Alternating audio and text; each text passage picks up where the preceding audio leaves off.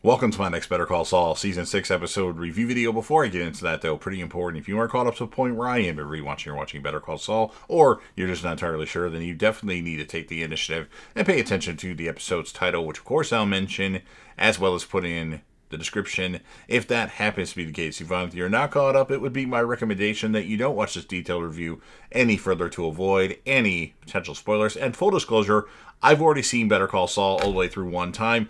It's one of my favorite shows of all time. I'd say it is at least in the top 12. It's probably more closer to number 6. I'll have to reevaluate that list at some point during the year and come up with a new top however many favorite TV shows of all time. Maybe even like a top 40 favorite TV shows of all time. And in case you're wondering, I've already watched Breaking Bad many times. In fact, I reviewed every single episode of Breaking Bad on this channel. So if you want some Breaking Bad content, you can click right here for my favorite episodes of Breaking Bad. You can click right here for my favorite seasons of Breaking Bad ranked, and I'll put other videos on there as well. In fact, I actually did reviews of Better Call Saul Season 6 when it was actually airing live, but, I wanted to reevaluate the show, rewatch it, and let it resonate. So with all that said, this will be Better Call Saul Season 6, Episode 2. The title of this episode is called Carrot and Stick, and this will be my review, reaction, recap after just finishing watching the episode.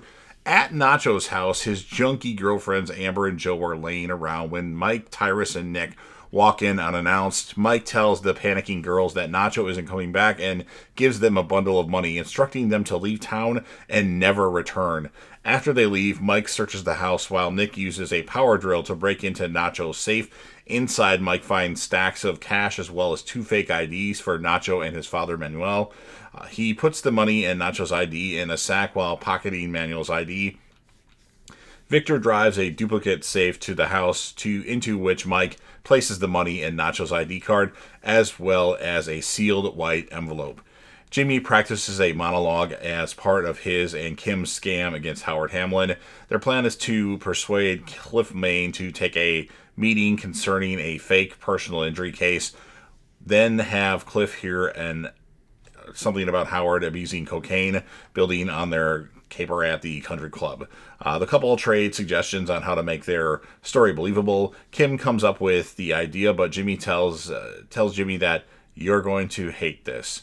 Gus and Tyrus look over several crime scene photos and forensic reports by the federales for the assault on Lalo Salamanca's compound. Tyrus says that the details and dental records of Lalo's apparent corpse are all check out. Gus has an idea and makes a phone call to Juan Bolsa, telling him that he knows how to keep the peace within the cartel. Jimmy drives to a tax servicing business. He admires a large inflatable Statue of Liberty on the property. The owners of the business turn out to be Craig and Betsy Kettleman, who we saw at the beginning of the series. Jimmy offers to exonerate them for their past legal troubles if they sign letters of engagement, barring them from taking on competing lawyers, deliberately name-dropping Cliff. Craig desperately agrees to sign the documents, much to Betty's chagrin. Jimmy tells the Kettlemans the basis of the would-be civil suit. Howard, the lead attorney in their case, was impaired in his legal duties by using cocaine. The couple agree to use the information but refuse to retain Jimmy as their lawyer. Jimmy feigns being upset by their refusal but smirks as he walks back to the car, having gotten exactly what he wanted. Nacho paces around his room and under the anxiety of waiting for rescue. He draws his gun upon hearing footsteps outside his door, only to find the manager has left him food on a tray. He peers out through the window, watches a man wandering near the property. His attention is drawn to a small building across the parking lot from his room.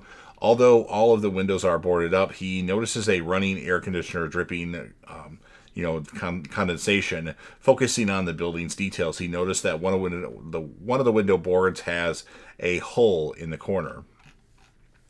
Aaron Brill approaches Cliff Main and tells him that the Kettlemans want to meet him, seeking to sue their former lawyers at Hamlin, and McGill. The couple tell Cliff that Craig's conviction for embezzlement was due to Howard's alleged cocaine abuse. Cliff Main refuses to take their case, stating that doing so would be a conflict of interest. that reversing Craig's conviction is unlikely, and that Cliff doesn't believe that what the couple claim about Howard Hamlin. The Kettlemans walk out frustrated. However, when he returns to his office, Cliff, having seen Howard in an apparent possession of cocaine at the country club, is troubled enough by their story that he is unable to play his guitar.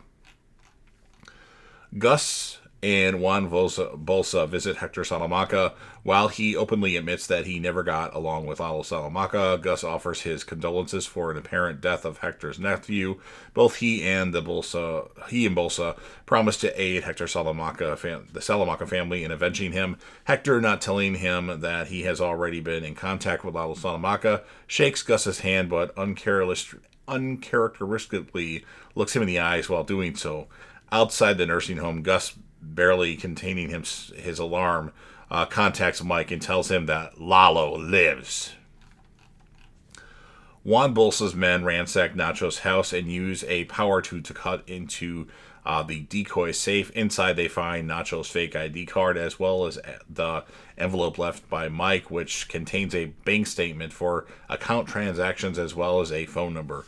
Juan Bolsa dials the number, which connects him to the motel where Nacho was hiding.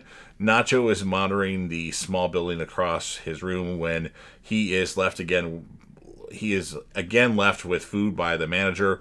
Just as he opens the door, Nacho sees movement behind the boarded up window of the building. He collects the food outside his room in a casual manner, in full view of whoever is watching him, but once back inside, he throws it in anger.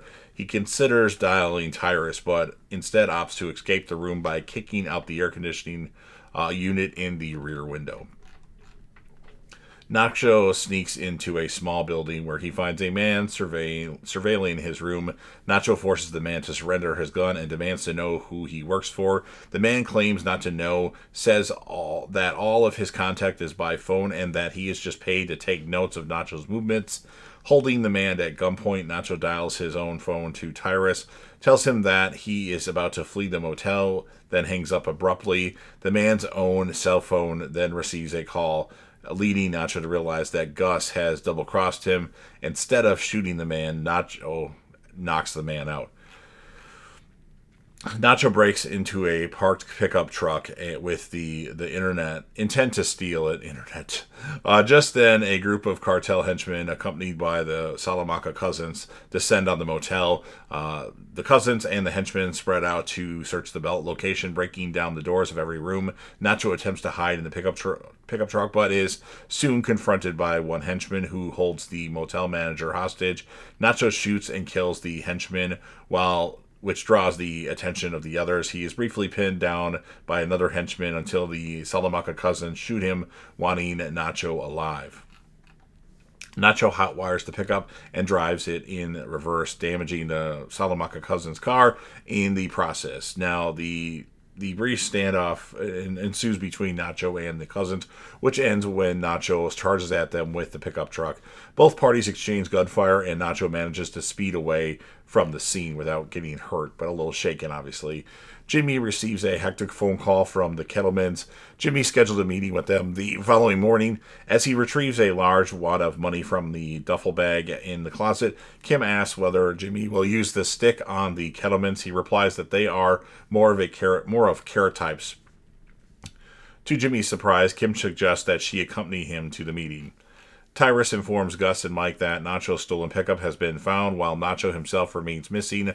Lalo Salamanca is also missing, and the cartel believes he is dead.